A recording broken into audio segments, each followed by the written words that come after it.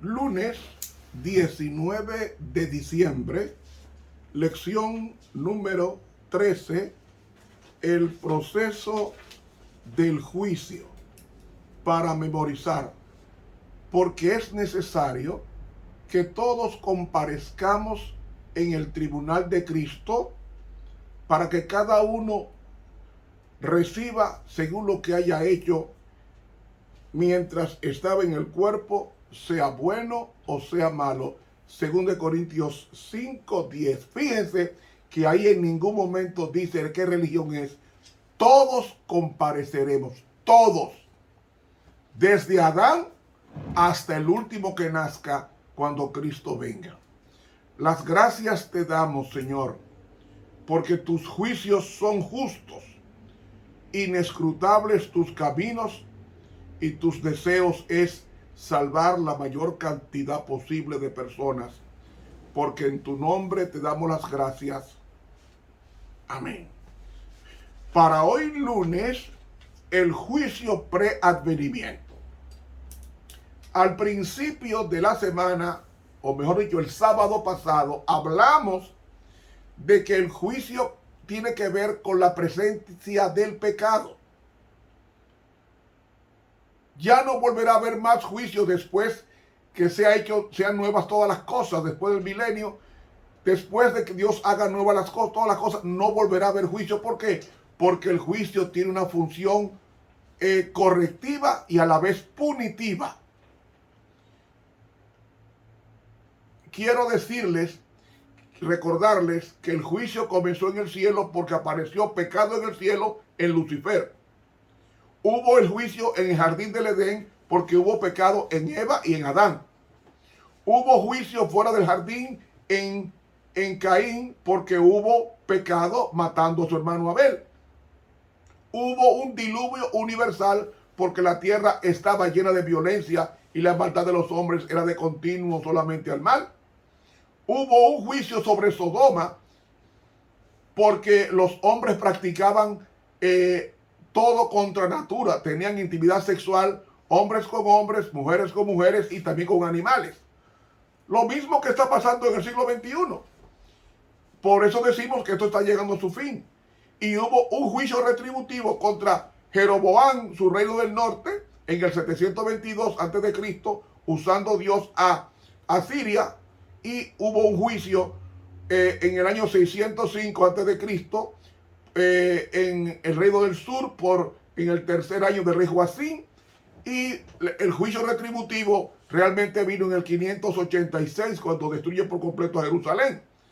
Hubo un juicio en el año 70 cuando los que crucificaron a Cristo se empecinaron en hacer maldad y Dios destruyó el templo y distribuyó la población, matando 1 millón de personas y más de alrededor de 100,000 cautivos para las fieras del circo. Y así ha habido juicio. Ahora, el profeta Daniel nos habla de un juicio antes de que Cristo venga, un juicio para el pueblo de Dios que comienza primero. Porque el apóstol Pedro dice que es necesario que el juicio comience con la casa de Dios, es decir, con la iglesia, con los hermanos de iglesia. Y los hermanos que me están escuchando deben entender eso. El juicio comenzó para nosotros cuando termina la profecía de 2300 días, Daniel 8:14, y el santuario será purificado. ¿Purificado de qué? De los pecados que los hijos de Dios han llevado en oración al lugar santísimo, donde Cristo se hace el garante del perdón de esas injusticias y pecados cometidos por su pueblo. Pasemos ahora a leer a Daniel capítulo 7, que sí nos habla de un juicio que comienza después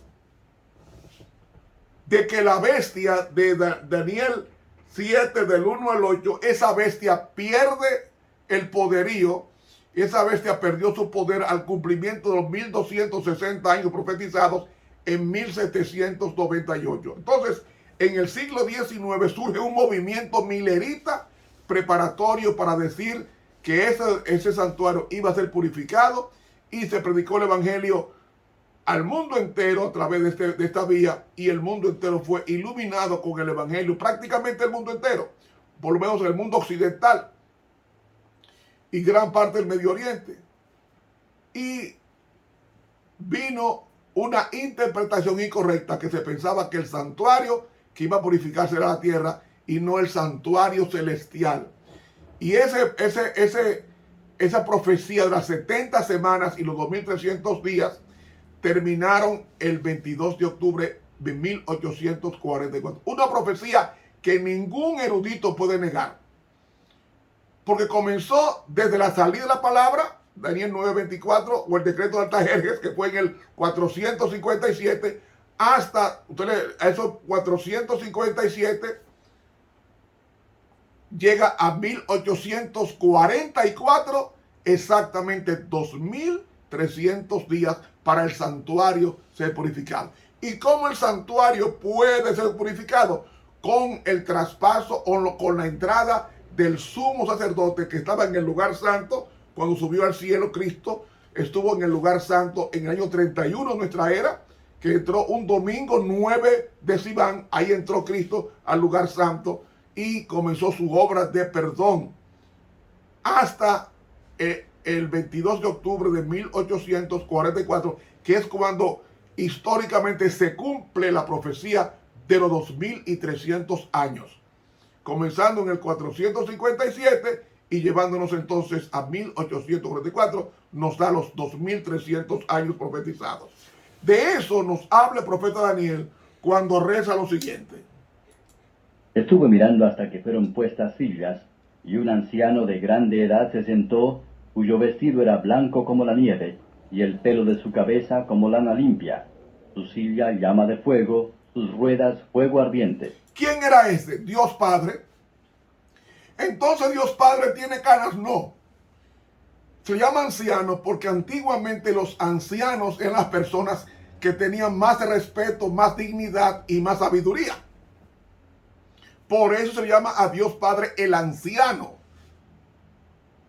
Pero Dios no es anciano. Dios es joven. La ancianidad no existe en el cielo, pero es un término antropopático de decir que así como los ancianos eran considerados en su época como llenos de sabiduría y llenos de capacidad, pues, y de honra, así también Dios Padre es así. Y dice que estaba sentado sobre un trono. Un trono de fuego. ¿Por qué de fuego? Porque Dios es fuego consumidor. Por eso que el pecador en su condición no puede ver a Dios y vivir. Tiene Dios que transformar este cuerpo de bajeza a un cuerpo de gloria. Y así con un cuerpo de gloria podremos ver a Cristo cuando venga por segunda vez, y no huir, sino gozarnos en Él. Que los impíos sí van a huir porque no tendrán ese cuerpo de gloria. Seguimos la lectura. Un río de fuego procedía y salía de delante de él. Millares de millares le servían, y millones de millones asistían delante de él. ¿Quiénes eran esos que menciona aquí que millares de millares le servían? Los querubines, los ángeles, que es la guardia pretoriana, los querubines que están próximos a Dios. Le están sirviendo, están moviéndose en el cielo en esa época, 22 de octubre de 1844, para comenzar el juicio que comienza con la terminación de la profecía de 2300 años. Después de esa profecía no habrá más profecía de tiempo. No, por tanto, no le crean a nadie que diga que Jesús viene dentro de tal tiempo, porque las profecías de tiempo todas terminaron el 22 de octubre de 1844. Dice en el libro Maranata, el Señor viene, y también lo dice Eventos de los últimos días. Seguimos leyendo. El juez se sentó y los libros se abrieron. Realmente Daniel ve al Padre sentándose. Por eso que en el hebreo dice, el juez comenzó a sentarse. No se sentó, no. Comenzó a sentarse. Una acción. Comenzó a sentarse y los libros se abrieron. ¿Qué libros? Todas nuestras obras están anotadas en libros. En aquel tiempo existían libros.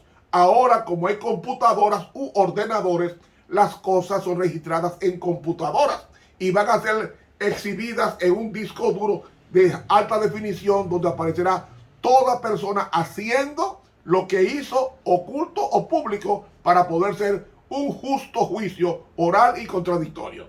Seguimos leyendo.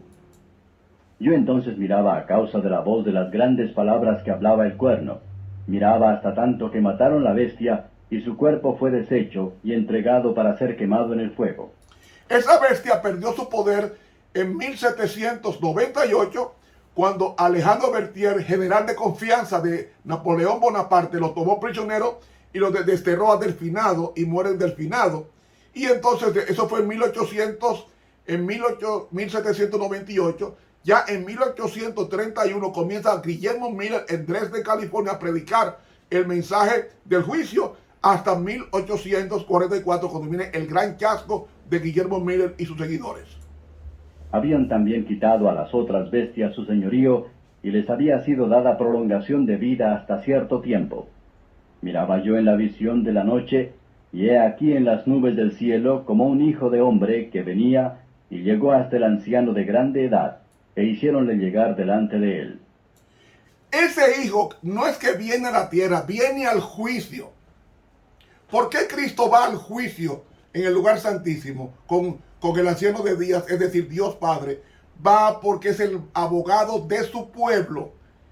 Ese pueblo que comienza la investigación desde Adán, el primero que vivió según el conflicto de los siglos, hasta el último que se arrepienta y forme parte del pueblo de Dios. Y entonces Él va a recibir en el lugar santísimo los papeles del reino. Como Dios es juez, para poder desalojar a Satanás del planeta Tierra, necesita una sentencia. Y entonces Dios Padre le está entregando a Dios Hijo, entregándole los papeles legales de que el planeta le pertenece por redención, por morir en el Calvario. Y es lo que está haciendo Cristo, recibiendo el derecho y purificando a su pueblo, para que cuando venga en gloria, vendrá con los papeles para desalojar para siempre a Satanás del planeta. Y fuele dado señorío y gloria y reino, y todos los pueblos, naciones y lenguas le sirvieron. Su señorío, señorío eterno, que no será transitorio, y su reino que no se corromperá. Es decir, Cristo va al lugar santísimo a investigar a su pueblo, no porque Él no sepa quién se va a salvar y quién se va a perder. Dios sabe quién se va a salvar y quién se va a perder, pero no por decisión de Él, sino porque su muerte alcanza al mundo entero, desde Adán hasta el último. La muerte de Cristo satisface a toda persona. Y fuimos predestinados para salvación. Quien decide perderse soy yo, rechazando la oferta del perdón de Dios. Por eso es, hermanos, que hay que tomar bien en cuenta que mientras Cristo está intercediendo por su pueblo y purificando el santuario de los pecados registrados allí, es necesario que los impíos escuchen la voz de Dios, como están haciendo miles hoy, que se están convirtiendo a Dios y están identificándose con el pueblo que guarda los mandamientos de Dios y tiene la fe de Jesús. Cuando termine esa investigación, entonces el Padre, como dice el versículo 14, le da el poder a Cristo para que reciba el señorío, la gloria y el reino. Entonces, cuando Cristo recibe eso, Él se quita la vestimenta de sumo sacerdote, se viste de rey de reyes, como según Apocalipsis 19, y viene en gloria con todos sus ángeles a buscar a su pueblo que hizo con el pacto con sacrificio. Pero todo esto es producto de una sentencia. Y yo pregunto en este momento, ¿estás tú viviendo a la altura de ese juicio preadvenimiento o conocido como juicio investigador? Dice la pluma inspirada: en el gran día de la expiación final y del juicio, los únicos casos que serán tomados en cuenta serán los de quienes hayan profesado ser hijos de Dios. El juicio de los impíos es distinto y se verificará en fecha posterior. Los libros del cielo, en los cuales están consignados los nombres y los actos de los hombres, determinarán los fallos del juicio.